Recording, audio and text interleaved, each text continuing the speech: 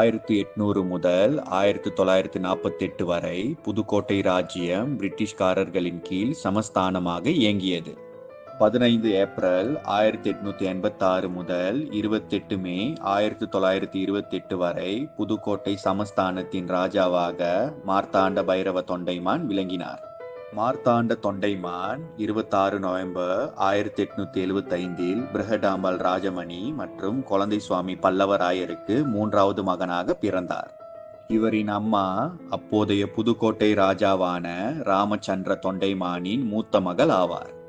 ஆண் வாரிசு இல்லாத காரணத்தால் புதுக்கோட்டை ராஜாவான ராமச்சந்திர தொண்டைமான் தனது மகளின் குழந்தையான மார்த்தாண்ட தொண்டைமானை தத்தெடுத்து வளர்த்தார்.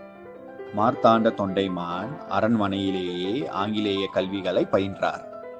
இவரின் தனிப்பட்ட ஆசிரியராக கேம்பிரிட்ஜ் பல்கலைக்கழகத்தின் முன்னாள் பட்டதாரியான ஃப்ரெட்ரிக்